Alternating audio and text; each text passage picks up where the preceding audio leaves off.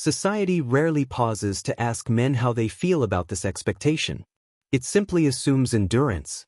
It praises sacrifice without questioning its cost. The man who works tirelessly is admired, even envied, but his inner world remains largely invisible. And so, a paradox forms. The more he gives to the outside world, the less he may feel connected to himself. Yet he continues because stepping away would mean confronting everything he has learned to avoid, and still, there is a shift, subtle but real. A growing awareness that being a man does not have to mean being consumed by labor.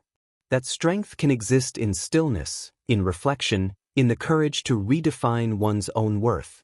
To work, yes, but not as a form of self-erasure. To provide, yes, but not at the cost of one's inner life, because the truth, often buried beneath expectation, is this: a man's value is not measured by how much he can carry, how long he can endure, or how hard he can push himself before breaking. His value is inherent, present even in moments of rest, doubt, and quiet existence. Work can build a life, but it should not be the only thing that gives that life meaning. But armor, when worn too long, becomes heavy, and what once protected begins to suffocate. The man who defines himself only through work may find that, over time, he has built a life that functions but does not feel. Achievements stack up, yet something remains untouched, unacknowledged. A quiet question of, is this all I am? Because when the noise of work fades, even briefly, there is often an emptiness waiting underneath, not because the man is empty, but because parts of him were never given space to exist. There is a solitude in this dynamic. A kind of invisible weight carried in crowded rooms, in offices, on long roads home after exhausting days. Many men learn early that vulnerability is a liability, that expressing uncertainty or fatigue risks being seen as weak. So they translate everything into action. Stress becomes longer hours. Confusion becomes relentless focus. Pain becomes productivity. Work, then, is not just labor, it is armor. It protects, it distracts, it gives shape to emotions that have no other permitted outlet. Beneath the surface of this question lies something heavier, almost unspoken, a quiet contract that many men inherit without ever consciously agreeing to it. It is the idea that existence must be justified through effort. That waking up is not enough. One must earn the right to occupy space in the world. This belief does not shout, it whispers, persistently, in moments of stillness. You should be doing more. And so men move. They work. They build, fix, chase, endure. Not always because they want to, but because stopping feels unfamiliar, even dangerous, as if silence might expose something they have been trying. The question of why men are so often expected to work relentlessly, consistently, and without pause is not a simple one. It is rooted in centuries of social structure, cultural expectations, and deeply ingrained identity. From a young age, many men are subtly, and sometimes explicitly, taught that their value is tied to what they produce. Productivity becomes more than a necessity, it becomes a measure of worth. This belief does not always arrive as a direct statement, but rather through observation. Watching fathers, uncles, and older figures dedicate themselves to labor, often sacrificing rest, emotional expression, and personal fulfillment in the process.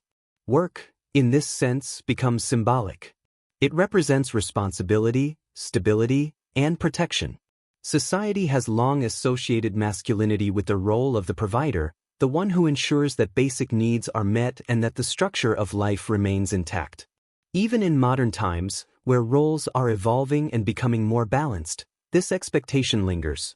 Men may feel an internal pressure to continuously prove themselves through effort and endurance, as if stopping or slowing down would somehow diminish their identity. There is also a psychological dimension to consider.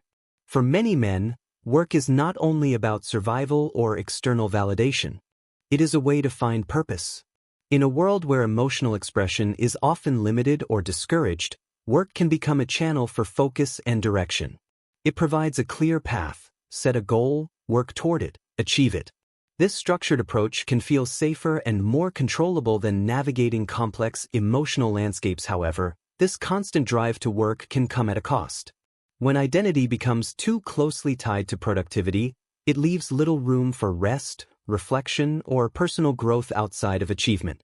Burnout, stress, and a sense of emptiness can emerge, especially when efforts are not met with the recognition or fulfillment that was expected. The idea that one must always be working can create a cycle where stopping feels like failure. Even when rest is necessary, it is important to recognize that this expectation is not an unchangeable truth. It is a narrative, one that has been passed down, reinforced, and normalized over time. As society continues to evolve, there is space to redefine what it means to contribute, to be responsible, and to live a meaningful life. Work can remain an important part of that equation, but it does not have to be the sole defining factor. Ultimately, the goal is not to reject work, but to bring balance to it. To understand that value is not only found in output, but also in presence, relationships, and well-being. Men, like anyone else, deserve the freedom to exist beyond their labor, be seen not just for what they do, but for who they are. There is a moment, often unnoticed, when a man realizes that no one is coming to carry the weight for him. It does not arrive with noise or warning. It settles quietly, like a truth that has always been there, waiting to be acknowledged. In that moment, something shifts. The world feels heavier but also clearer. Because now he understands everything he becomes will be built by his own hands, shaped by his own discipline, and tested by his own endurance. He begins to move differently. Not faster, not louder, but with intention. Every step carries meaning. Every sacrifice becomes a silent investment in a future no one else can fully see. There is no applause in these moments, no recognition for the nights spent pushing through exhaustion, for the mornings where motivation is absent but action remains. This is where stoicism lives, not in words, but in decisions. In choosing to continue when stopping would be easier. In choosing silence over complaint. In choosing growth over comfort, but beneath that strength, there is a quiet ache. A part of him that wonders what it would feel like to rest without guilt, to exist without the constant need to prove something. Yet even that thought is often pushed aside. Because he has learned that hesitation can cost him everything. And so he keeps going, not because he is unbreakable, but because he has decided that breaking is not an option. The world may never fully see this internal battle. It will only see the results, the discipline, the composure, the calm exterior. It will assume strength came easily.